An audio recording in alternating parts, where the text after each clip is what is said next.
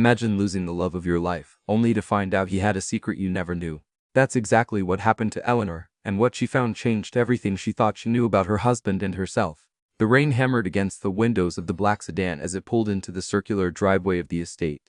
Daniel Thompson stepped out, his expensive suit already dampening in the downpour. He hadn't called ahead. Something had driven him home early from his business trip.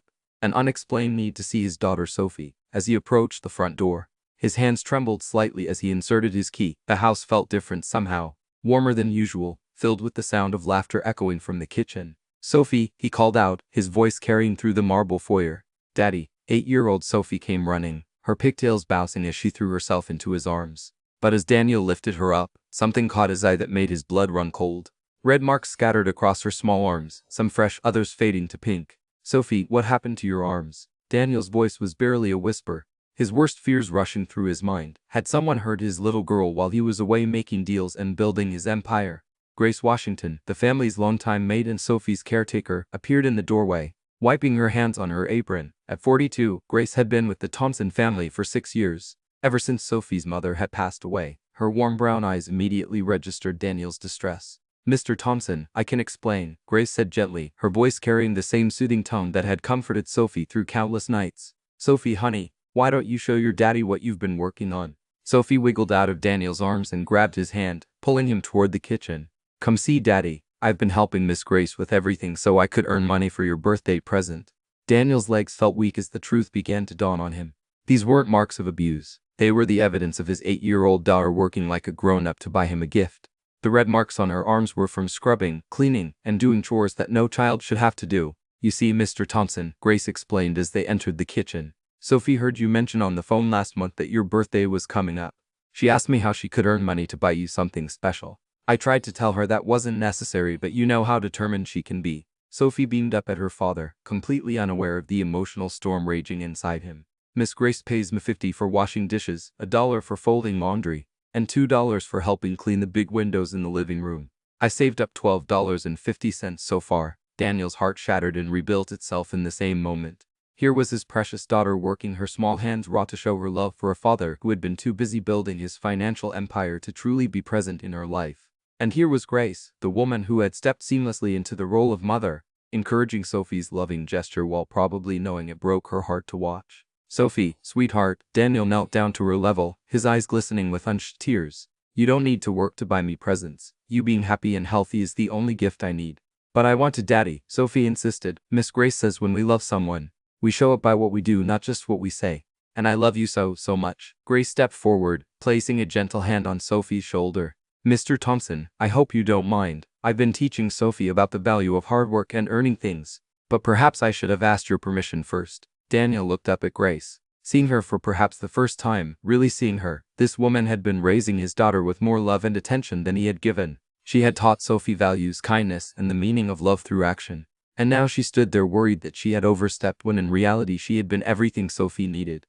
"Grace," Daniel said, his voice thick with emotion, "you've been taking care of Sophie better than I have. You've given her something I never could, a mother's love." Sophie looked between the two adults, sensing the weight of the moment. "Miss Grace takes really good care of me.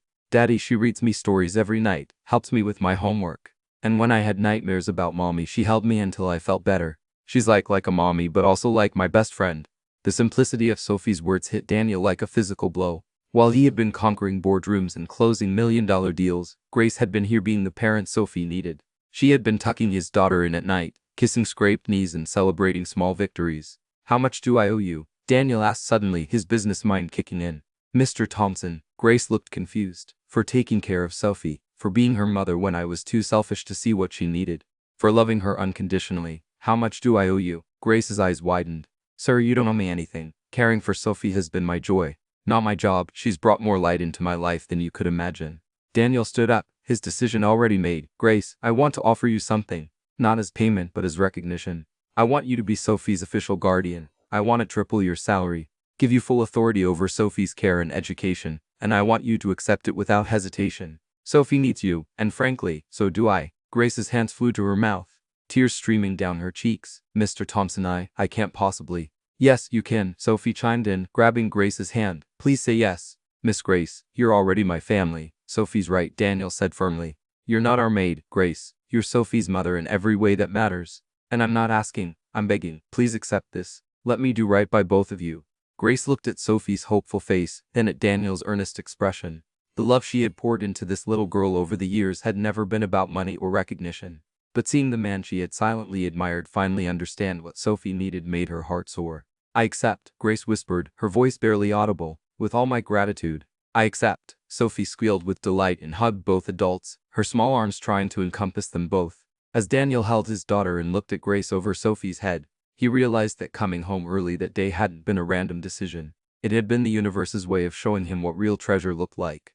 And it wasn't in his bank account, it was right here in his kitchen, in the love between a little girl and the woman who had chosen to pour her heart into raising her. The next morning, Daniel woke up in his own home for the first time in months. Usually, his visits were brief, a quick hello to Sophie before rushing off to the next meeting or business trip.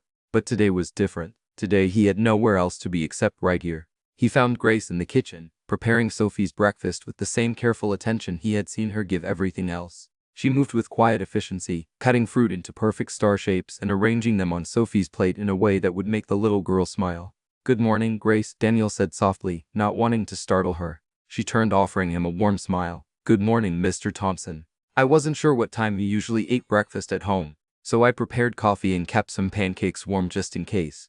Daniel felt a pang of shame. Grace didn't know his breakfast routine because he was never home long enough to have one. "Thank you, and Grace, yesterday when I offered you that position, I meant every word. I want you to understand how serious I am about this." Grace sat down the spatula and faced him fully. "Mr. Thompson, can I ask you something?" "Daniel," he corrected. "Please call me Daniel. And yes, ask me anything." "Why now? What changed?" Daniel poured himself coffee, taking a moment to gather his thoughts. "When I saw those marks on Sophie's arms yesterday for a terrible moment, I thought someone had hurt her. The relief when I learned the truth was overwhelming. But then came something worse. The realization that my 8-year-old daughter felt she needed to work to show me love because I've been so absent from her life." "She loves you very much, Daniel," Grace said gently. "She talks about you constantly, about your business trips, your successes, how proud she is of her daddy. But I've missed so much," Daniel said, his voice heavy with regret. "Her last birthday, most of her school events, bedtime stories, scraped knees, first days of school. You've been here for all of it." Grace moved to the stove, flipping another pancake. "Caring for Sophie has never felt like work to me. When my husband died 5 years ago, I thought my world had ended. We never had children of our own and the grief was suffocating. But then you hired me and Sophie became the light I didn't know I needed." Daniel set down his coffee cup. "Tell me about your husband." A soft smile crossed Grace's face. "Marcus was a teacher. He always said that love wasn't something you felt, but something you did every day in small ways and big ones. When Sophie started doing chores to earn money for your gift, I heard his voice reminding me that this was love in action." "I want to hear more," Daniel said, surprising himself with how much he meant it. Just then, Sophie bounded into the kitchen, still in her pajamas, her hair a delightful mess from sleep. "Daddy, you're still here." "I'm not going anywhere today, sweetheart," Daniel said, scooping her up for a hug. "I cleared my entire schedule. Today is all about us." Sophie's eyes went wide with disbelief and joy. "Really? No phone calls? No meetings? Not a single one? What would you like to do?" Sophie looked at Grace, then back at Daniel. "Can Miss Grace do everything with us?" "Please, I wouldn't have it any other way," Daniel said, and Grace's face lit up with happiness. After breakfast, Sophie led them to her playroom, chattering excitedly about her toys, her drawings, and the stories Grace read to her. Daniel found himself seeing his own home through fresh eyes. Sophie's artwork covering the refrigerator, her small handprints on the lower windows where Grace had lifted her to watch birds, the cozy reading corner Grace had created with pillows and soft blankets. "Miss Grace made this for me," Sophie said, pointing to a growth chart painted on the wall with flowers and butterflies. "She measures me every month and writes the date. See, I've grown 3 inches since Christmas." Daniel knelt beside the chart, running his fingers over Grace's careful handwriting. Each measurement was accompanied by a small note. Sophie learned to tie her shoes. Sophie's first loose tooth. Sophie read a whole book by herself. "You documented everything," Daniel said to Grace, his voice full of wonder. "Children grow so fast," Grace replied. "I wanted to make sure nothing was forgotten." They spent the morning baking cookies with Sophie standing on a stool between Daniel and Grace, flour in her hair, and chocolate chips somehow ending up everywhere except in the bowl. Grace taught them both how to measure ingredients properly and roll the dough into perfect circles. "Miss Grace is the best baker in the whole world," Sophie declared, licking chocolate off her fingers. "She makes everything taste like love." "What does love taste like?" Daniel asked, genuinely curious. Sophie considered this seriously. "Warm and sweet and safe, Like when Miss Grace makes hot chocolate after I have a bad dream, or when she puts extra cheese in my grilled cheese sandwich just because she knows I like it. Daniel looked at Grace, who was carefully placing cookies on the baking sheet. Every movement she made was deliberate and caring, whether she was adjusting Sophie's apron or making sure the little girl didn't burn herself on the hot oven. That afternoon, they moved to the living room for what Sophie called art time. Grace had set up an easel and spread newspapers on the floor. She handed Daniel a brush with the same patience she showed Sophie, never making him feel foolish for his clumsy attempts at painting. "I'm not very artistic," Daniel admitted as he tried to paint a tree that looked more like a green blob. "Art isn't about being perfect," Grace said, guiding Sophie's hand as the little girl painted a rainbow. "It's about expressing what's in your heart." "What's in your heart, Miss Grace?" Sophie asked. Grace paused, her brush hovering over the canvas. She looked at Sophie, then at Daniel, and her smile was radiant. "Gratitude," she said simply. "My heart is full of gratitude." As the afternoon wore on, Daniel found himself watching Grace as much as he watched Sophie. He noticed how she anticipated Sophie's needs before the child even voiced them. Bringing water before Sophie got thirsty, having a wet cloth ready for messy hands, sitting closer when Sophie needed comfort. Her love was practical and constant, expressed in 1,000 small actions. "Grace," Daniel said as they cleaned up the art supplies, "Sophie is lucky to have you, but I'm beginning to think I'm the lucky one, too." Grace looked up from washing brushes, her cheeks pink. "What do you mean?" "I mean that somehow in taking care of Sophie, you've been taking care of me, too. This house, Sophie's happiness, the stability she has, that's all because of you. You've given us both something I didn't even know we were missing." "What's that?" Grace asked softly. "A home," Daniel said. "Not just a house, but a real home." Sophie, who had been listening from her perch at the table, clapped her hands. "Does this mean you'll stay home more, Daddy? With me and Miss Grace?" Daniel looked at his daughter's hopeful face, then at Grace's gentle eyes, and felt something shift inside his chest. For years, he had thought success meant building an empire, accumulating wealth, conquering new markets. But sitting here in his living room, covered in paint and flour, laughing with his daughter and the woman who loved her unconditionally, he realized he had been measuring success all wrong. "Yes, sweetheart," he said, his voice thick with emotion. "Daddy's going to be home a lot more." The next few days passed like a dream Daniel never wanted to wake up from. True to his word, he canceled meetings, declined conference calls, and for the first time in years, experienced the simple rhythm of domestic life. He watched Grace move through the house like a gentle force of nature, turning ordinary moments into something magical. Morning routine is very important for children, Grace explained as she helped Sophie get ready for school. Consistency makes them feel secure. Daniel observed from the doorway as Grace helped Sophie choose her outfit, braided her hair, and packed her lunch with care. She slipped a small note into Sophie's lunchbox, something Daniel learned she did every day. "What does the note say?" Daniel asked. Sophie unfolded it proudly. "It says, you are brave, you are kind, you are loved. Have a wonderful day. Miss Grace writes me a different message every single day." Every day, Daniel looked at Grace with amazement. Children need constant reminders of how precious they are, Grace said, adjusting Sophie's backpack, "especially children who have lost a parent. They need to know they're not alone." Daniel's throat tightened. While he had been building his business empire, Grace had been building something far more valuable, his daughter's sense of self-worth and security. After dropping Sophie at school together, Daniel suggested they take a walk through the neighborhood. He wanted to understand how Grace saw their world, what she noticed that he had missed. "Sophie loves the flower shop on 5th Street, Grace mentioned as they strolled past colorful storefronts. "Every Friday, Mrs. Peterson gives her a single daisy to take home. Sophie presses them in a book and writes the date. She calls it her Happy Flower Diary." Daniel had lived in this neighborhood for 8 years and had never noticed the flower shop. "Show me," he said. Mrs. Peterson, an elderly woman with silver hair and twinkling eyes, lit up when she saw Grace. "Grace, dear, where's our little Sophie today?" "School," Grace replied warmly. "Mrs. Peterson, I'd like you to meet Sophie's father, Daniel Thompson." "Oh my," Mrs. Peterson clasped her hands together. "Sophie talks about her daddy constantly. She says you build important buildings and help people have jobs." Daniel felt a mixture of pride and shame. Sophie saw his work in the best possible light, but he wondered if she wouldn't prefer a daddy who was simply present. "Sophie is such a special child," Mrs. Peterson continued. "Grace has done a wonderful job raising her. That little girl has more manners and kindness than children twice her age." As they walked home, Daniel reflected on Mrs. Peterson's words. Grace had done a wonderful job raising her. His daughter's character, her kindness, her resilience, these were Grace's gifts to Sophie. "Grace, I need to ask you something, and I want you to be completely honest with me." "Of course, Daniel. Do you think Sophie resents me for being away so much?" Grace stopped walking and turned to face him. "Daniel, Sophie adores you, but she also worries about you. She asks me sometimes if you eat enough, if you get lonely in hotel rooms, if you have friends where you travel. She loves you fiercely, but she wishes she could take care of you the way you take care of her. Take care of me? In her mind, you work so hard to give her everything she needs. She wishes she could give you something back. That's why earning money for your birthday gift was so important to her. It was her way of showing you the same kind of love you show her. Daniel sat down on a park bench, overwhelmed by the depth of his 8-year-old daughter's love. I've been so focused on providing for her financially that I never realized she wanted to provide for me emotionally. Grace sat beside him. Children love with their whole hearts, Daniel. Sophie doesn't care about the size of the house or the expensive toys. She just wants you. What kind of father does that make me? Daniel asked, genuinely seeking Grace's opinion. It makes you human, Grace said gently. You lost your wife and you threw yourself into work to cope and to provide. There's no shame in that. But Sophie is older now and she needs something different from you. What does she need? She needs to know that she's your priority. Not your only priority, but your first priority. She needs to feel that you choose her every day, even when other things are demanding your attention. Daniel nodded, understanding. And you? What do you need, Grace? The question seemed to surprise her. Me? Yes, you. You've given everything to Sophie, but what about your own dreams? Your own needs? Grace was quiet for a long moment, watching children play on the swings. When my husband died, I thought my dreams died with him. We had planned to travel, to maybe adopt children, to grow old together. After he passed, I couldn't imagine wanting anything again, but loving Sophie has awakened something in me. I remember what it feels like to hope again, to plan for someone's future, to believe in tomorrow.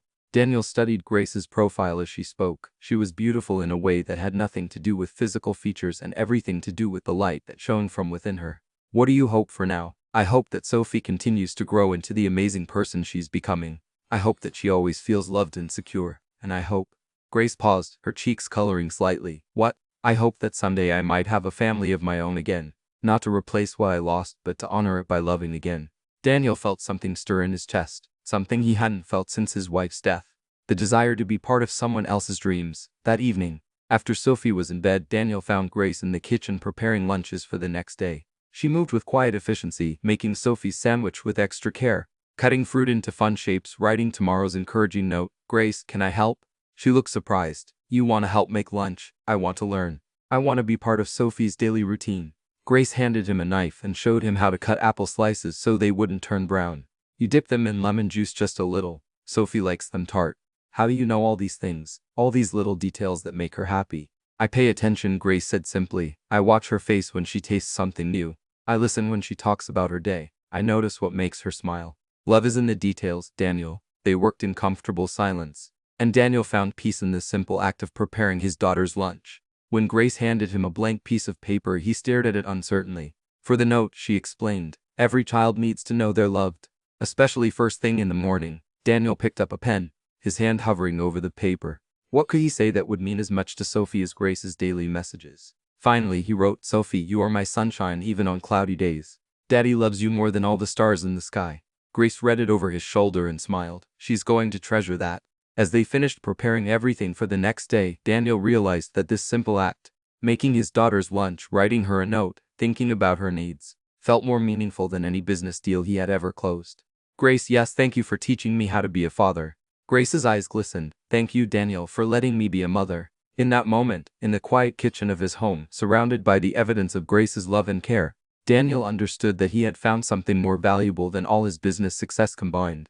He had found his way home. Daniel's birthday arrived 3 weeks later, and he woke to the sound of whispered excitement in the hallway. Through his slightly open door, he could hear Sophie and Grace planning something in hushed conspiratorial tones. Is it time yet, Miss Grace? Sophie's voice was barely contained excitement. Let's wait just a few more minutes, sweetheart. We want to make sure Daddy is fully awake. Daniel smiled, staying perfectly still. He had been looking forward to this day more than any birthday in years. Not because of potential gifts, but because he would get to experience it fully present with the two people who mattered most. Finally, there was a gentle knock on his door. Daddy, are you awake? Sophie called softly. Come in, birthday girl, Daniel replied, then caught himself. Wait on the birthday boy today. Sophie giggled as she burst through the door, followed by Grace carrying a breakfast tray. Sophie wore her best dress, a yellow sundress with tiny flowers that Grace had helped her pick out specially for the occasion. Happy birthday, Daddy. Sophie launched herself onto the bed, careful not to disturb the tray Grace was setting down. Happy birthday, Daniel, Grace said warmly, her smile making his heart skip a beat. The breakfast tray was set with his favorite coffee, perfectly scrambled eggs, toast cut into triangles, and fresh strawberries arranged in the shape of a heart. But what caught his attention was the small wrapped package sitting next to his plate. slightly lopsided and covered in what was clearly Sophie's own wrapping paper artwork. "This is beautiful," Daniel said, sitting up and pulling Sophie close. "You two didn't have to do all this. Miss Grace made the breakfast. But I helped," Sophie announced proudly, "and I have something special for you." Sophie grabbed the small package and thrust it into Daniel's hands, practically bouncing with excitement. "Open it, open it." Daniel carefully unwrapped the gift, taking his time to appreciate Sophie's hand-drawn wrapping paper that featured stick figures of the three of them holding hands. Inside was a small wooden picture frame painted bright blue with yellow stars around the border. The paint was slightly uneven with small fingerprints visible in the corners. "I made it myself," Sophie said. "Miss Grace taught me how to use the sandpaper to make it smooth and then I painted it with my own hands." "Do you like it?" "Sophie, I love it," Daniel said, his voice thick with emotion. "It's the most beautiful frame I've ever seen." "Look inside," Sophie urged. Daniel opened the back of the frame and found a hand-drawn picture. It showed three stick figures standing in front of a house with a big sun overhead.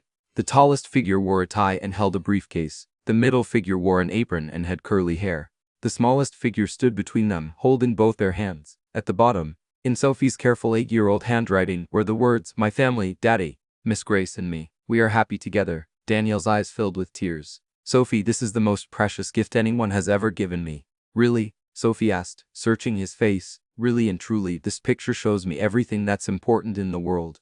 Grace had been standing quietly by the window, but Daniel could see tears in her eyes. Too, in Sophie's innocent drawing, she had included Grace not as the hired help, but as family. "There's more," Sophie said, pulling a folded piece of construction paper from her pocket. "I wrote you a letter, too." Daniel unfolded the paper decorated with more of Sophie's artwork. Flowers, hearts, and rainbows in every color of the crayon box. The letter, written in careful block letters, read, "Dear Daddy, happy birthday.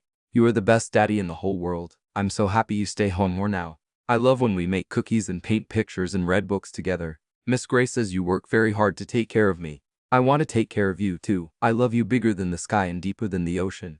Love, your Sophie Pierce." Miss Grace helped me spell some words. "But all the love is mine." Daniel pulled Sophie into a tight hug, unable to speak for a moment.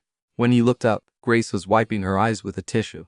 "Thank you, sweetheart. This is the best birthday letter ever written. Miss Grace has a present for you, too," Sophie announced, looking at Grace expectantly.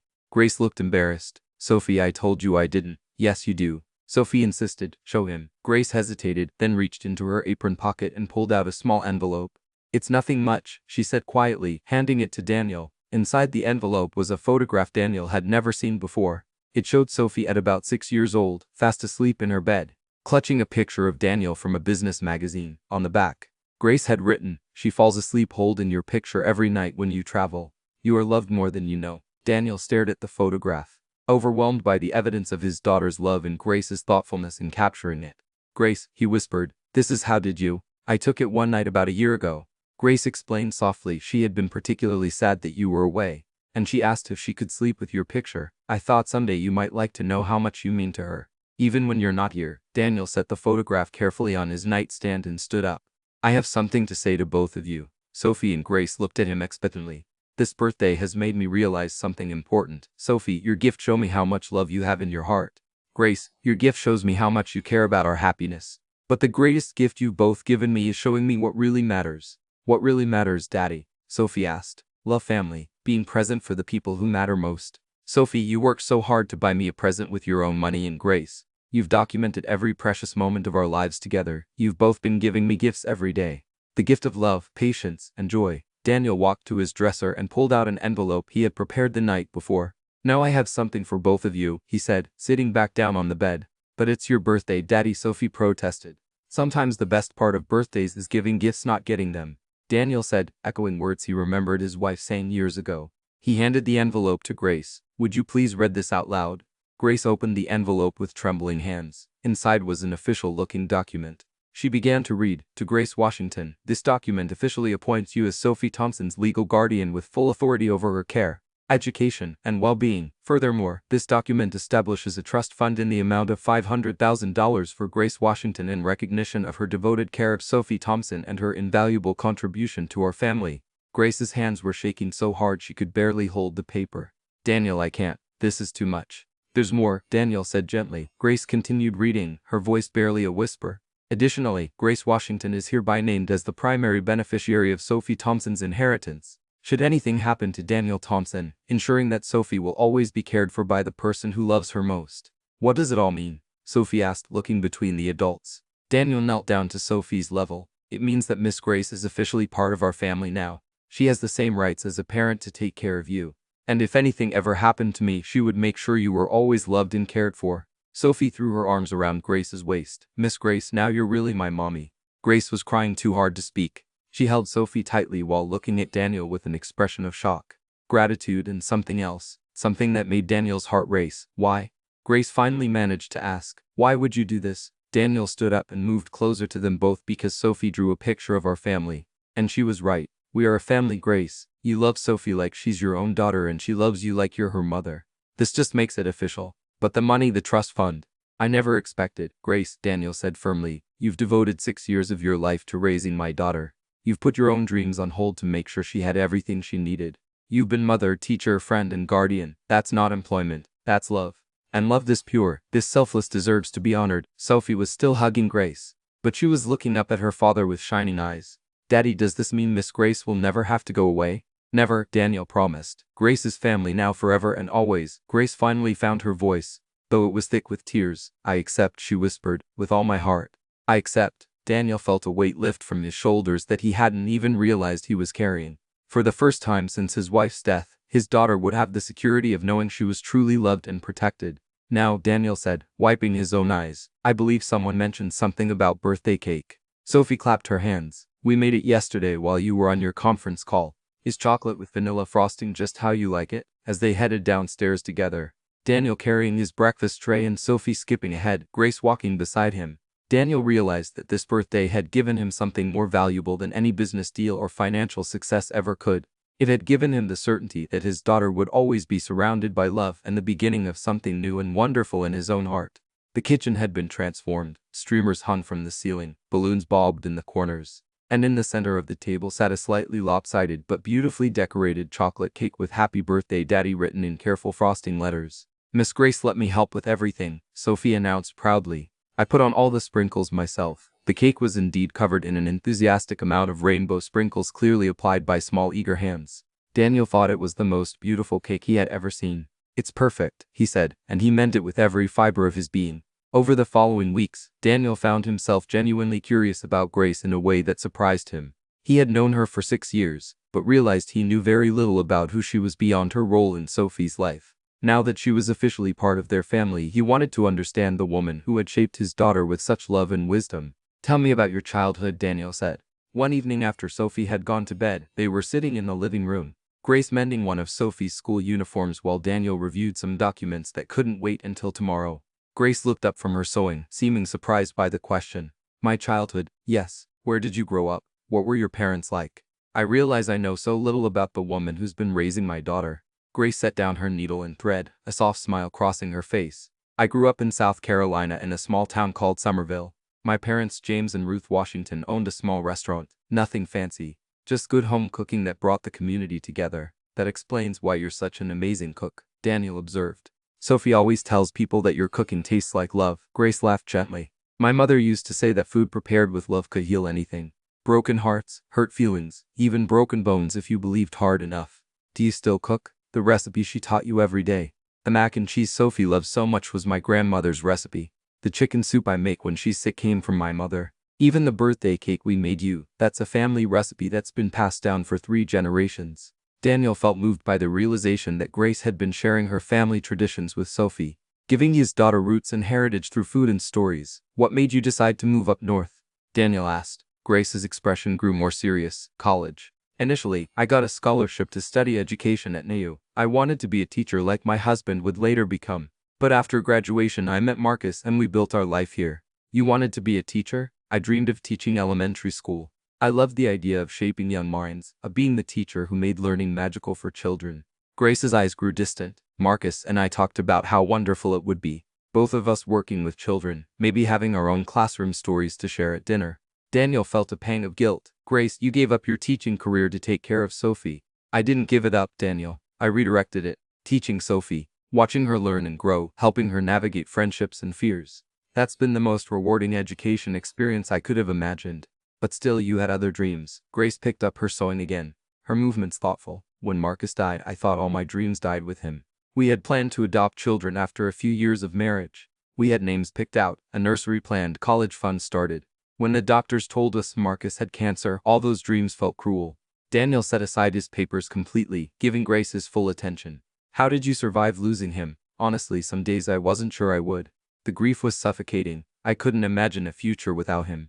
Couldn't see the point in making plans or having hope. Grace's voice was soft but steady. When you hired me to take care of Sophie, I thought it would just be a job. Something to pay the bills while I figured out how to rebuild my life. What changed? Grace's face lit up with the same warmth Daniel had seen so many times when she looked at Sophie. The first night I stayed late because Sophie had a fever. You were out of town and she was so scared and miserable. I held her while she slept, and for the first time since Marcus died, I felt useful, needed, like maybe there was still purpose in my life. Sophie saved you as much as you saved her, Daniel realized. In many ways, yes. Loving her taught me that my heart was still capable of love. That losing Marcus hadn't broken me permanently. Sophie showed me that there are many different ways to build a family, many different ways to find happiness. Daniel found himself leaning forward, drawn into Grace's story. What makes you happiest now? Grace considered the question carefully. Small moments. Sophie's laugh when she discovers something new, the way she runs to show me her artwork from school, reading together on rainy afternoons, teaching her to braid her hair or helping her write thank you notes. Grace paused, her cheeks coloring slightly. And lately watching you discover the joy of being present with her. Seeing you become the father she's always believed you were. What do you mean? Sophie has always talked about you like you were the most wonderful father in the world. Even when you were traveling constantly, she would tell her friends at school about her daddy who built important buildings and helped people have jobs. She never complained about you being away, she just treasured the time you were here. Daniel felt his throat tighten. I didn't deserve that kind of faith. But you're living up to it now, Grace said gently. Children have a way of seeing the potential in people, not just their current reality. Sophie always saw your heart, Daniel. She just waited for you to see it too. They sat in comfortable silence for a moment. The only sounds the gentle tick of the grandfather clock and the soft rustle of Grace's sewing. Grace, can I ask you something personal? Of course. Do you ever think about getting married again? Having children of your own? Grace's hand stilled on her sewing. I used to think that would be impossible. That loving Marcus was a one in a lifetime thing, and that trying to love someone else would somehow diminish what we had. And now I think Marcus would want me to be happy. He always said that love multiplies. It doesn't divide. The love I have for Sophie doesn't take away from the love I had for Marcus. It honors it. So you're open to the possibility. Grace met his eyes directly. I'm open to many possibilities I never thought I'd consider again. Daniel felt something shift in his chest, a warmth that had nothing to do with the fireplace crackling nearby. Grace, I want you to know that whatever dreams you put aside to take care of Sophie, whatever goals you haven't pursued yet, I want to help you achieve them. Not as an employer, but as his family. What do you mean? If you still want to teach, we can make that happen. If you want to travel, we can arrange it. If you want to go back to school, pursue other interests, anything, I want to support that. Grace's eyes filled with tears. Daniel, you're already giving me more than I ever dreamed of. A stable income, security, the legal protection of being Sophie's guardian. But what about your dreams, Grace? Your personal happiness? Grace sat down her sewing and looked at him with an expression so tender it made his heart skip. Daniel, my personal happiness is sitting right here in this room. It's the sound of Sophie's laughter echoing through this house. It's family dinners and bedtime stories and birthday cakes covered in too many sprinkles. It's watching you discover the joy of being a present father.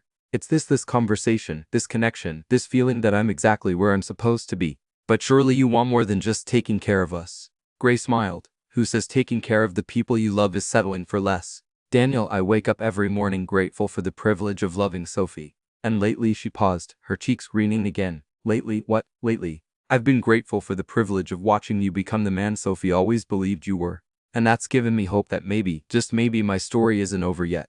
Maybe the best chapters are still to come. Daniel felt his heart begin to race. In Grace's words, he heard possibility, hope, and something that sounded remarkably like affection directed not just at Sophie, but at him. Grace, he said softly, I hope so too. The changes in the Thompson household didn't happen overnight, but they were unmistakable. Daniel rearranged his schedule to be home for dinner every night, and those evening meals became the cornerstone of their new family rhythm.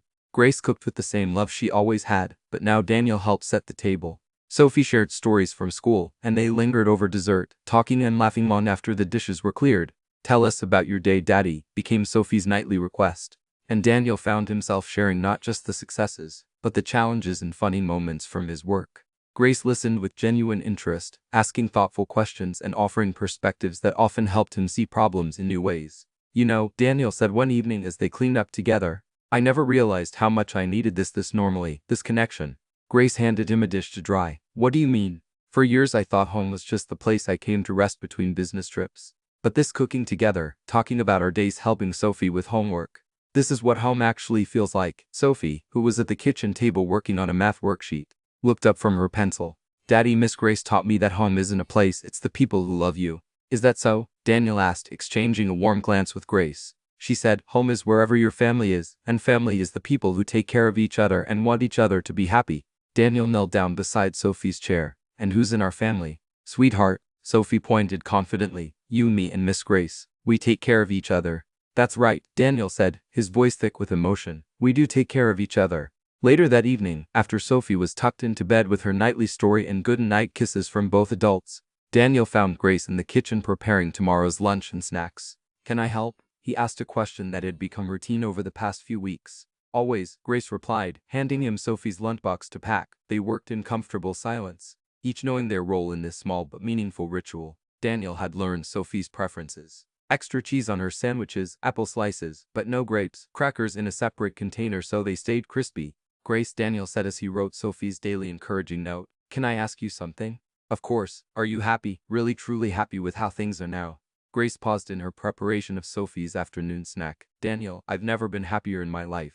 But can I ask why you're asking? Because I want to make sure I'm not being selfish. You've reorganized your entire life around Sophie and me. You're here every day taking care of us, making our lives better. But what about your life, your needs? Grace set down the container she was filling and turned to face him fully. Daniel, do you remember what I told you about my husband? About how he said love is something you do, not something you feel? Yes, every day I spend with you and Sophie feels like I'm doing love. Making breakfast feels like love. Reading bedtime stories feels like love. Teaching Sophie to tie her shoes or helping her with a difficult homework problem. That's love in action. But surely you have needs beyond taking care of us. Grace's cheeks colored slightly. My needs are being met in ways I never expected. What do you mean? I need to feel useful and Sophie makes me feel essential. I need to feel appreciated and you both express gratitude every day. I need intellectual stimulation and helping Sophie learn and watching her mind grow provides that. I need emotional connection and this family gives me more love than I ever thought possible. Daniel stepped closer. And personally, what about your personal needs? Grace's breath caught slightly. What are you asking, Daniel? I'm asking if you're fulfilled, if you're content, if there's anything missing from your life that I could help provide. Grace looked at him for a long moment, and Daniel could see something shifting in her expression, a recognition, a decision being made. There is one thing, she said softly. Tell me, whatever it is, if it's in my power to give it to you, I will. I need to know that this is permanent, that Sophie and I will always be together no matter what happens, that this family we've built is real and lasting. Grace, I've already made you her legal guardian. I've ensured financially that you'll always be able to care for her. What more can I do to prove this is permanent? Grace took a deep breath. I need to know that you won't get tired of domestic life and go back to traveling constantly. I need to know that when Sophie is older and maybe doesn't need as much daily care, there will still be a place for me in this family. Daniel felt his heart clench at the vulnerability in Grace's voice. Grace, look at me. She raised her eyes to his. You are not here temporarily. You are not here conditionally. You are here because you're family and family doesn't have expiration dates. But what if you remarry someday? What if you find someone you want to share your life with? Daniel stepped even closer, close enough that he could see the flecks of gold in Grace's brown eyes. Grace, what if I told you I already have? Grace's eyes widened. What if I told you that these past few weeks have shown me what I want my life to look like? What if I said that watching you love Sophie has made me realize what real love looks like? What if I admitted that coming home every day to you and Sophie feels like the greatest success I've ever achieved? Grace's hands flew to her mouth. Daniel, what are you saying? I'm saying that somewhere between watching you braid Sophie's hair and seeing you cry over those legal documents, between learning to pack school lunches and sharing quiet conversations after bedtime, I've fallen in love with you, Grace Washington. Grace stared at him, tears beginning to flow down her cheeks. I'm saying that when Sophie drew that picture of our family, she wasn't drawing a fantasy, she was drawing the truth. We are a family, Grace, and I don't want to just be Sophie's father and your employer. I want to be your partner, your companion, your person. Daniel, Grace whispered, are you sure? This isn't just gratitude for how I've cared for Sophie. Daniel reached up and gently wiped the tears from her cheeks. Grace, I'm grateful for how you've loved Sophie, but I'm in love with who you are. I'm in love with your kindness, your wisdom, your strength. I'm in love with how you see the best in people, how you make every ordinary moment special, how you love without condition or reservation. But we're so different. You're successful, wealthy, educated, and you're wise, compassionate, and you've taught me more about what matters in life than any business school ever could. Grace, you've made me a better man and a better father.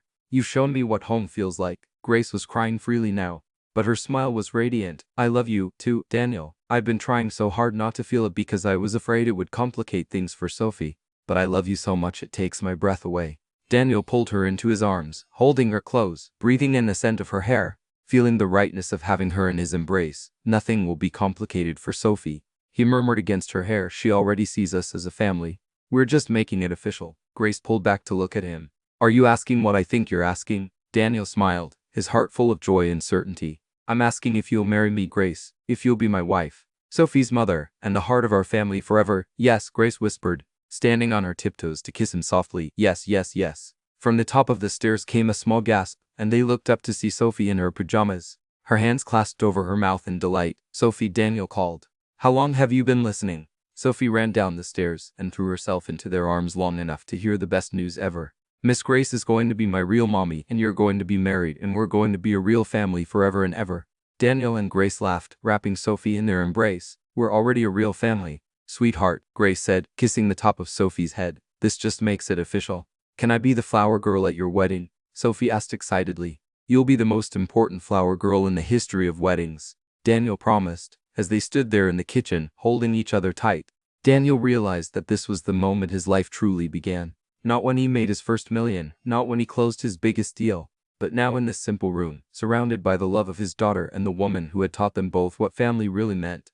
The next morning, Daniel woke with a lightness in his chest he hadn't felt in years. The memory of Grace's kiss, her whispered yes, and Sophie's delighted squeals filled him with a joy that seemed to radiate from his very soul.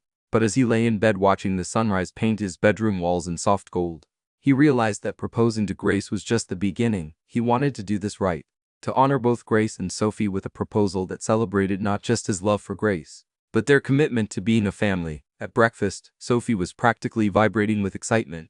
"When is the wedding?" she asked before Daniel had even finished pouring his coffee. "Sophie, honey," Grace said gently, her cheeks pink from the night before. "We just got engaged last night. We need time to plan properly. But I want to start practicing being a flower girl right now," Sophie declared. "Can I wear a princess dress? Can I throw rose petals? Can I carry a basket?" Daniel and Grace exchanged amused glances over Sophie's head.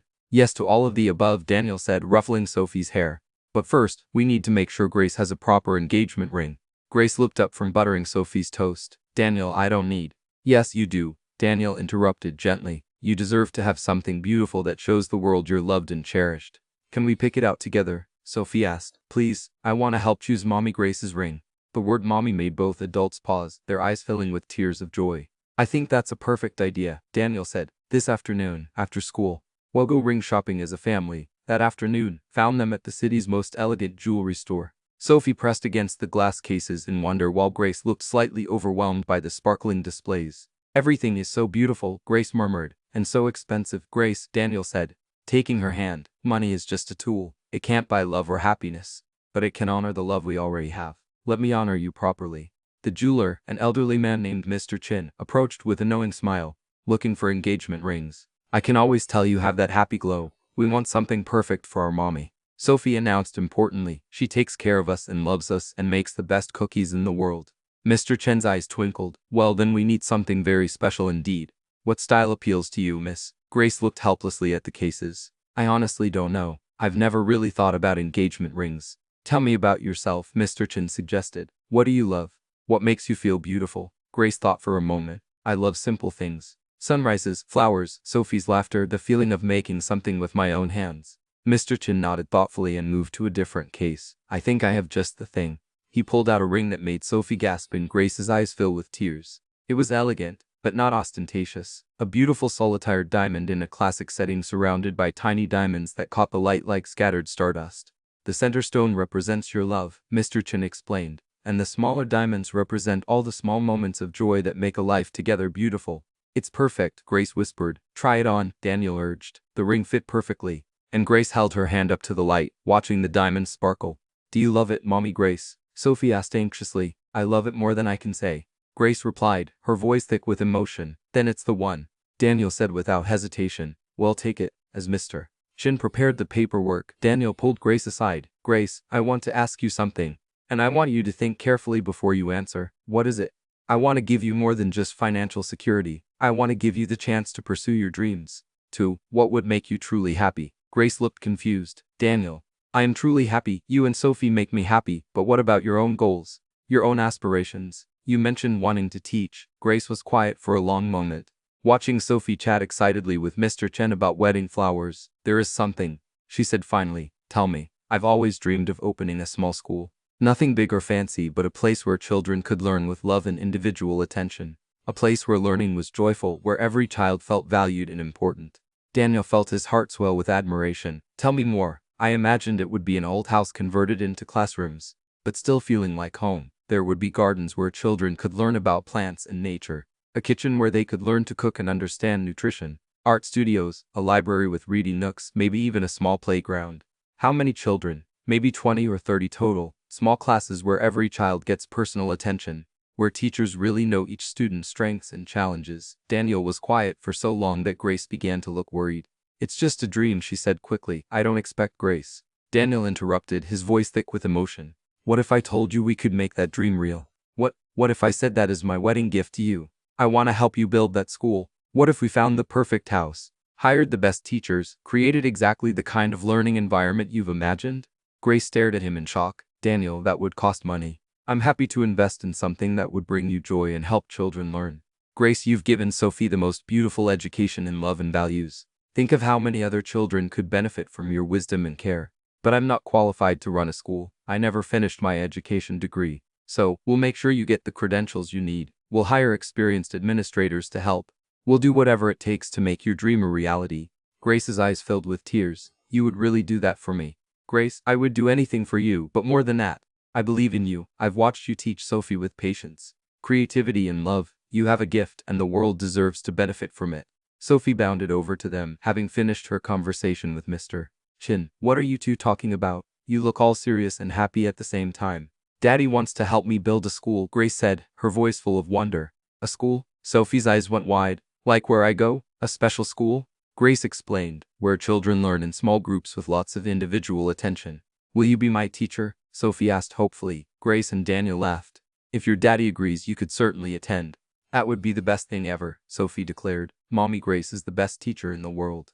That evening, after Sophie was in bed, Daniel and Grace sat in the living room making lists of everything they would need to research about opening the school. Licensing requirements, curriculum development, teacher hiring, building specifications. I can't believe you're willing to do this, Grace said, looking up from her notes. To invest in my dream like this. Grace, when you love someone, their dreams become your dreams. Your happiness is my happiness. Besides, Daniel smiled, I have a feeling this school is going to be amazing. You're going to change children's lives. We're going to change children's lives. Grace corrected, this is our project now. Daniel reached over and took her hand, the engagement ring catching the lamplight. Our first project as an engaged couple, the first of many. I hope, Grace said softly. Definitely the first of many, Daniel agreed, bringing her hand to his lips to kiss her ring finger. We have a lifetime of dreams to make come true together. As they sat there planning their future, surrounded by the warmth of their home and the promise of tomorrow, Daniel realized that success wasn't measured in dollars or deals closed. Success was this: sitting with the woman he loved, planning ways to make the world better, knowing that upstairs, their daughter slept peacefully, secure in the knowledge that she was cherished. This was what it meant to be truly wealthy. The weeks following their engagement were filled with a new kind of joy that seemed to permeate every corner of the Thompson home. Daniel found himself looking forward to coming home each day with an anticipation that had nothing to do with rest and everything to do with being with Grace and Sophie. You're glowing, his business partner Robert mentioned during a board meeting. Whatever you're doing differently, keep it up. You seem happier than I've seen you in years. Daniel smiled, thinking of the morning he just shared with Grace and Sophie. Breakfast together, helping Sophie find her missing homework, sharing a quiet moment with Grace over coffee while Sophie brushed her teeth. I finally figured out what's important, Daniel replied simply. Back at home, Grace was experiencing her own transformation, the security of knowing she was truly part of the family, combined with Daniel's unwavering support for her dreams, had given her a confidence she hadn't possessed since before Marcus' death. Miss Grace, you're singing again? Sophie observed one afternoon as Grace prepared dinner, humming while she chopped vegetables. Am I? Grace asked, genuinely surprised. You used to sing sometimes when you cooked, but then you stopped for a long time. Now you're singing again, and it makes me happy. Grace paused in her chopping, realizing Sophie was right. She had been singing unconsciously naturally, the way people do when their hearts are light. I guess I have a lot to sing about these days, Grace said, pulling Sophie into a flower-dusted hug. That evening, as had become their routine, Daniel arrived home just as Grace was putting the finishing touches on dinner. But instead of his usual quick hello and change of clothes, he wrapped his arms around Grace from behind as she stood at the stove, pressing a kiss to her temple. "How was your day, beautiful?" he murmured against her ear. Grace leaned back into his embrace, marveling at how natural this felt. "How right, wonderful. Sophie and I started planting the garden we want to plant this spring. She has very strong opinions about which flowers we should grow." "All good opinions, I'm sure," Daniel said, breathing in a scent of Grace's hair, vanilla and lavender and something uniquely her. "Daddy, Mommy Grace," Sophie called from the dining room. "Come see what I made." They found Sophie standing proudly beside the dinner table, which she had set with unusual care. The plates were perfectly aligned, the napkins folded into triangular shapes, and in the center of the table was a small vase holding 3 daisies from the garden. "It's beautiful, sweetheart," Grace said, genuinely touched. "I wanted to make it special because we're a real family now," Sophie explained. Mrs. Peterson at the flower shop said families should celebrate every day, not just special occasions. Daniel felt his throat tighten with emotion. "You're absolutely right, Sophie. Every day with our family is worth celebrating." As they sat down to dinner, Daniel found himself studying Grace across the table. The woman who had once seemed simply kind and capable now revealed new layers of depth and beauty every day. Tonight, she was teaching Sophie about different types of clouds, turning a simple observation about the weather into a fascinating lesson that had Sophie completely engaged. "Cumulus clouds are the fluffy ones that look like cotton balls," Grace was explaining, "and straightest clouds are the flat gray ones that cover the whole sky." "What about the really high wispy ones?" Sophie asked. "Those are cirrus clouds. They're made of ice crystals because they're so high up where it's very cold."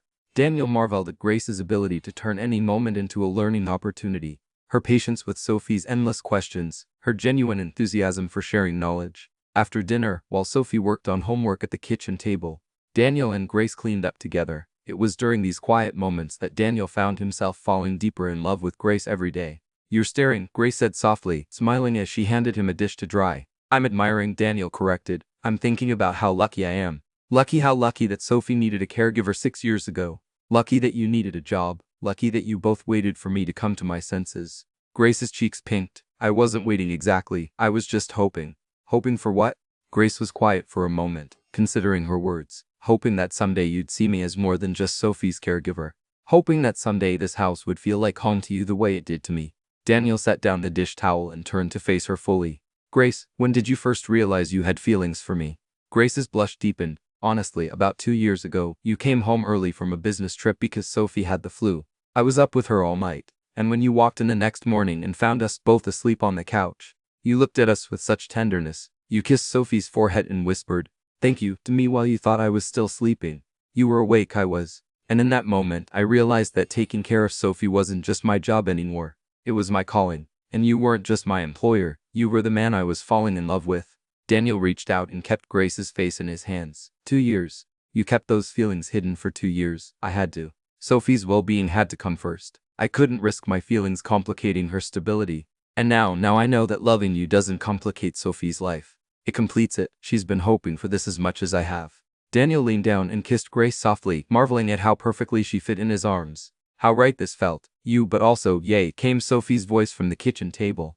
They broke apart laughing to find Sophie grinting at them over her math homework. "Sophie Elizabeth Thompson," Grace said in mock sternness. "Are you spying on us?" "I'm not spying. I'm observing," Sophie said with 8-year-old logic. "Mrs. Rodriguez at school says good scientists observe everything, and I observed that you two were very much in love." "Very much," Daniel agreed, pulling Grace closer to his side. "Good," Sophie said with satisfaction, "because I've been praying every night that Daddy would realize how perfect Mommy Grace is for us." "You have?" Grace asked, touched. "Every single night, I asked God to help Daddy see that you already love us like family and that maybe he could love you back the same way." Daniel knelt down beside Sophie's chair. "Well, God definitely answered your prayers, sweetheart." "I know," Sophie said confidently. "I told God that if he helped make us a real family, I would be extra good and help with chores without being asked." Grace laughed. "Sophie, you're already extra good, and you're going to be the most wonderful daughter I could ever ask for. And you're going to be the most wonderful mommy," Sophie replied, launching herself into Grace's arms. As Daniel watched his daughter and fiancé embrace, he felt a completeness he had never experienced before. This was what happiness looked like. Not the temporary high of closing a business deal or receiving recognition, but the deep, steady joy of being exactly where you belonged with the people who mattered most. Later that evening, after Sophie was tucked into bed with extra kisses and excitement about the upcoming wedding, Daniel and Grace settled into their favorite spot on the living room couch. Grace curled up beside Daniel, her head on his shoulder, her engagement ring catching the soft lamplight. "Daniel," Grace said softly, "can I tell you something? Always, I've never been happier in my entire life. Not even during the best days with Marcus. This happiness feels different. Deeper, more complete." Daniel tightened his arms around her. "Tell me what you mean." "With Marcus, our love was young and hopeful, full of dreams about the future. It was beautiful, but it was also theoretical. We were planning a life together, imagining what it would be like to have children, to build a family." Grace paused, gathering her thoughts. "But with you and Sophie, I'm not dreaming about having a family. I'm living it. Every day I wake up and get to love a child who calls me mommy, who needs me, who has become the center of my world. And I get to love a man who sees me not as I might be someday, but as I am right now." Daniel pressed a kiss to the top of her head. "How do I see you?" "You see me as Sophie's mother, as your partner, as someone worthy of respect and love and dreams coming true. You don't love me despite my past or because of my potential. You love me exactly as I am right now in this moment. Grace, you are everything I never knew I needed. You're wise and kind and patient. You're the most natural mother I've ever seen. And you've made me a better father just by watching you love Sophie. And you've made me believe in love again, not just romantic love, but the love of family, the love of belonging somewhere, the love of knowing that tomorrow will be even better than today." They sat in comfortable silence for a while, simply enjoying the peace of being together. Finally, Grace spoke again. "Daniel, are you sure about the school? It's such a big investment, and there's no guarantee it will succeed." "Grace, do you remember what you told Sophie about taking care of people you love? That love is something you do, not just something you feel." "Exactly, supporting your dreams, investing in your vision for helping children. That's how I do love. That's how I show you that I believe in you, that I'm committed to your happiness." Grace lifted her head to look at him. "But what if I fail? What if I'm not good enough to run a school?" Daniel upped her face in his hands. "Grace Washington, you have raised my daughter with more wisdom, patience, and love than any trained teacher could provide. You've turned our house into a home, our routines into traditions, our family dinners into the highlight of my day. You have exactly the skills and heart needed to create something beautiful for other children. You really believe that? I believe in you completely. And even if the school doesn't work out exactly as we plan, even if we have to adjust our vision or try a different approach, it will still be worth it because it's your dream and your dreams matter to me." Grace's eyes filled with tears of gratitude and love. "How did I get so lucky?" "We all got lucky," Daniel said, thinking of Sophie sleeping peacefully upstairs, secure in the knowledge that she was loved beyond measure. "We found each other exactly when we needed to." 3 months later, on a perfect spring morning, the Thompson garden was transformed into a wedding venue that looked like something from a fairy tale. Grace had insisted on a small, intimate ceremony, just family and close friends, but Daniel had spared no expense in making every detail beautiful. White chairs were arranged in neat rows facing an archway covered in Grace's favorite flowers: white roses, baby's breath, and the daisies that Sophie loved so much. String lights hung from the trees, ready to twinkle as evening approached, and a small string quartet played soft classical music as guests arrived. Daniel stood at the altar, his hands clasped behind his back to hide their slight trembling. He had faced hostile takeovers and million-dollar negotiations without breaking a sweat, but the thought of marrying Grace, of making their family official, had his heart racing with joy and anticipation. "You look nervous, Daddy," Sophie whispered, appearing at his side in her flower girl dress, a confection of pale yellow tulle that made her look like a small princess. "I'm not nervous, sweetheart. I'm excited." "Me too." Sophie bounced slightly on her toes. "I can't wait to call her mommy for real." The music changed, signaling the start of the ceremony. First came Grace's sister, Maria, who had flown in from South Carolina to serve as matron of honor. She smiled warmly at Daniel as she took her place, having spent the weekend getting to know the man her sister loved and wholeheartedly approving of the match. Then Sophie began her walk down the aisle, scattering rose petals with serious concentration, her little face glowing with importance and joy. When she reached the altar, she gave Daniel a thumbs up and took her place beside Maria. Finally, the bridal march began and Grace appeared at the far end of the garden path. Daniel's breath caught in his throat. Grace wore a simple but elegant ivory dress that flowed around her like liquid silk. Her hair was styled in loose curls with small white flowers tucked throughout, and she carried a bouquet of white roses and daisies, Sophie's contribution to the wedding planning.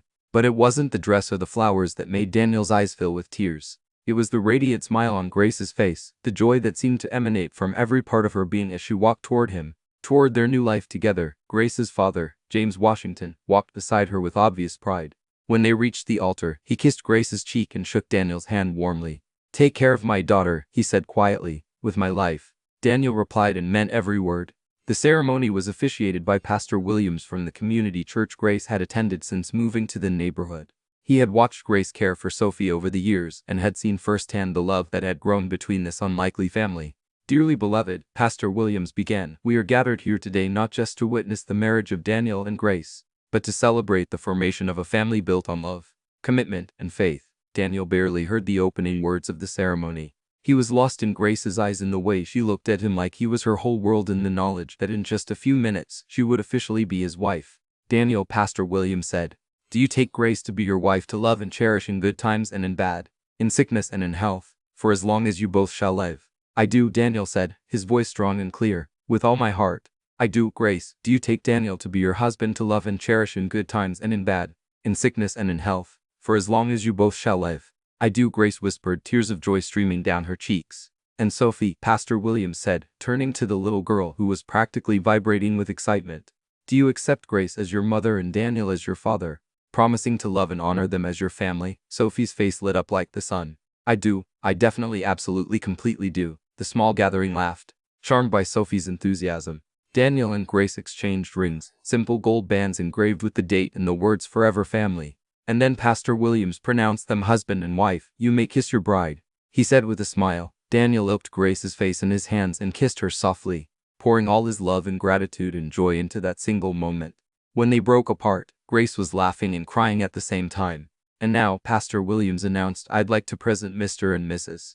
Thompson and their daughter, Sophie. The guests erupted in applause as Sophie launched herself into her parents' arms, and the three of them embraced as a family for the first time as husband, wife, and daughter.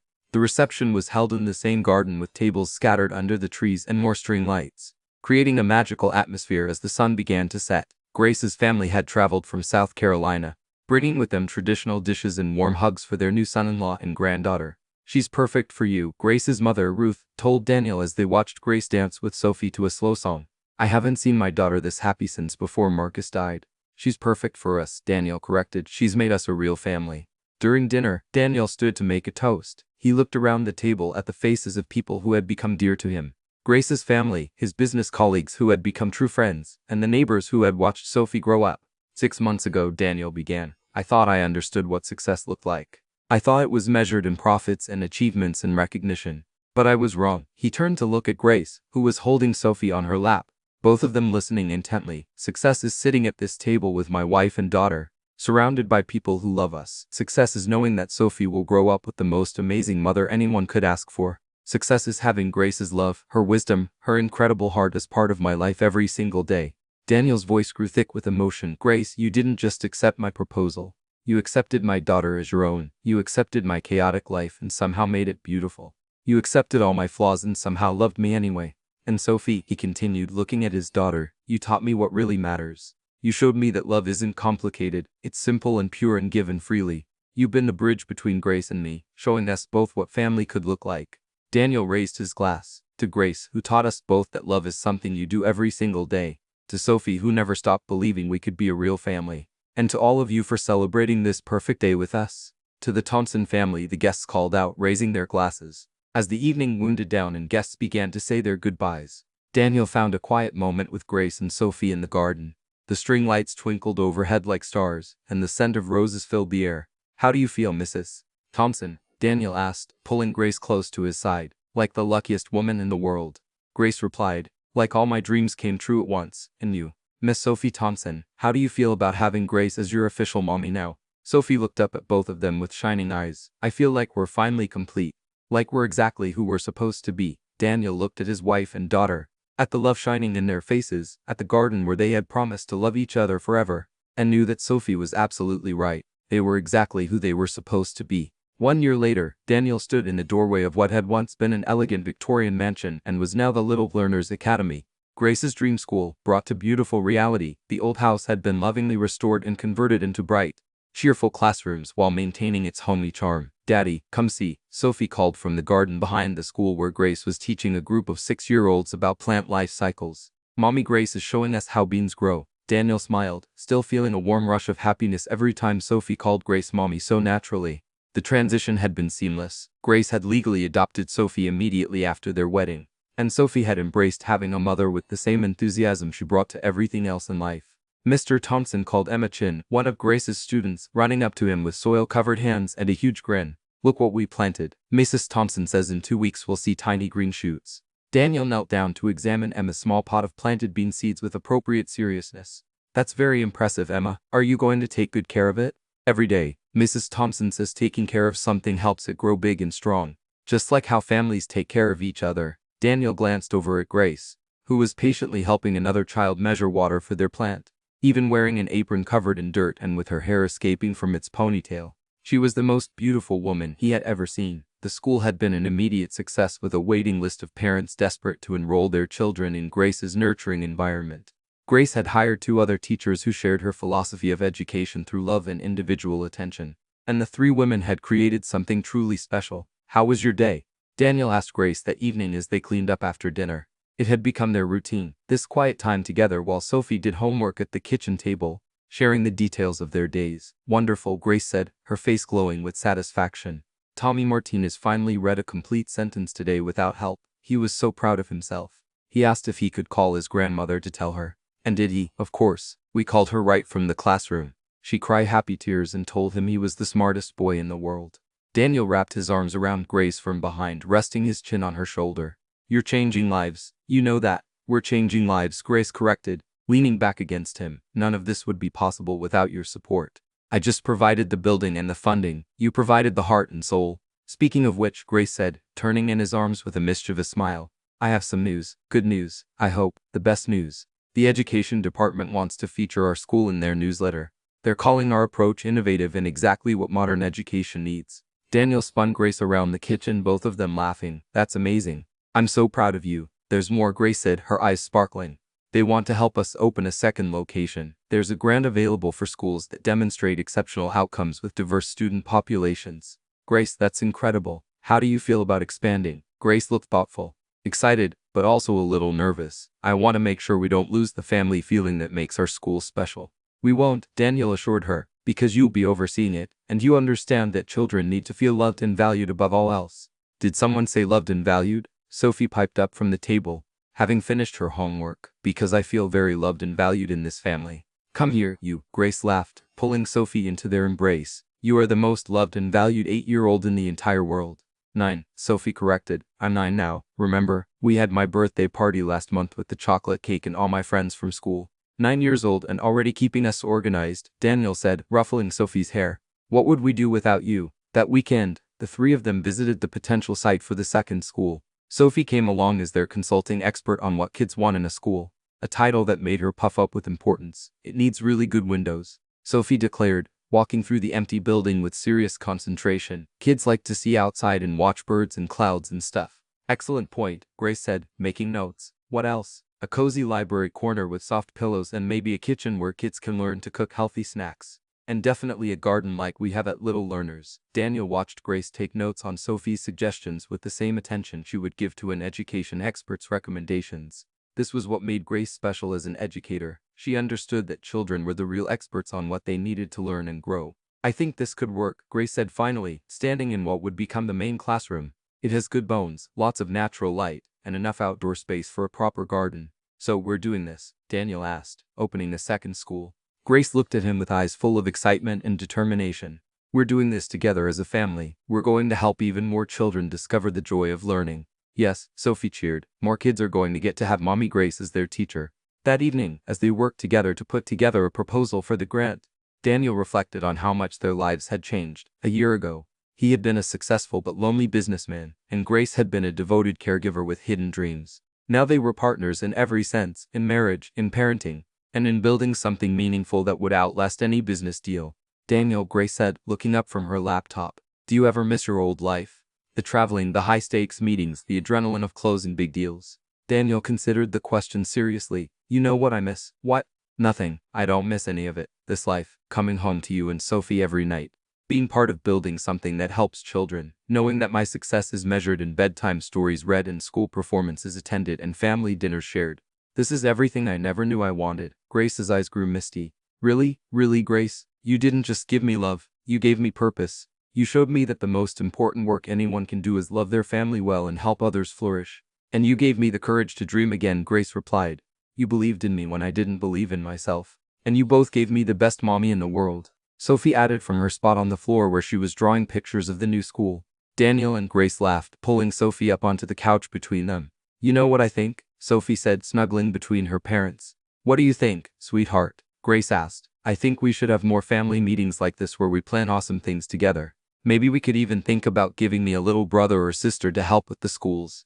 Daniel and Grace exchanged surprised glances over Sophie's head. Sophie, Daniel said carefully. What made you think about having a sibling? Well, Sophie said with 9-year-old logic, Emma at school has a baby brother, and she says having someone to take care of makes her feel very important. Plus, if we had a baby, they could be the first student at our new school when they get old enough. Grace and Daniel looked at each other, both thinking the same thing. They had been so focused on building their marriage and Grace's career that they hadn't seriously discussed expanding their family. That's an interesting idea, Sophie, Grace said gently. What do you think? Daniel thought about it. About Sophie as a big sister? About Grace holding a baby? About their family growing even more complete? I think Daniel said slowly that we should definitely talk about it as a family. Sophie clapped her hands in delight. Really? We might have a baby, Thompson. We might, Grace said, her voice full of wonder at the possibility. But even if we don't, we're already perfect just the way we are. We are perfect, Sophie agreed, but we could be perfect with a baby, too. As they sat there on the couch surrounded by grant applications and school plans and Sophie's drawings of their future, Daniel felt a deep contentment settle over him. This was what happiness looked like. Not the destination, but the journey. Not a moment of triumph, but a lifetime of small, precious moments that added up to something beautiful. Whether they expanded their family or their schools, whether they faced challenges or celebrations, Daniel knew that they would face it all together with love, with laughter, and with the unshakable foundation of knowing they belonged to each other. Grace had been right all those months ago when she told Sophie that love was something you did, not just something you felt. And every day in countless small ways they would continue to do love for each other, for their students, for their community, and for whatever beautiful surprises the future might hold. I love our family, Sophie announced, settling more comfortably between her parents. So do I, Grace said, kissing the top of Sophie's head. Forever and always, Daniel added, pulling them both closer. Outside, the stars began to twinkle in the evening sky, and inside the Thompson home, a perfect family dreamed together about all the wonderful tomorrows waiting for them. Dear amazing listeners, thank you so much for joining Daniel, Grace, and Sophie on their heartwarming journey to becoming a family. This story holds a special place in my heart because it shows how love can bloom in the most unexpected ways and how sometimes the family we need finds us exactly when we need them most. I'd love to hear from you. What was your favorite moment in this story? Did Sophie's innocent wisdom touch your heart the way it touched mine? What do you think about Grace's transformation from caregiver to beloved wife and mother? And how do you feel about Daniel's journey from workaholic businessman to devoted family man? Also, I'm curious, do you think Daniel and Grace should expand their family with another child? Should they focus on growing their school network? What dreams do you think they should pursue next as a family? Please share your thoughts in the comments below. Your feedback helps me understand what resonates with readers and inspires future stories. Don't forget to like this story if it warmed your heart and share it with someone who needs a reminder that love and family come in many beautiful forms.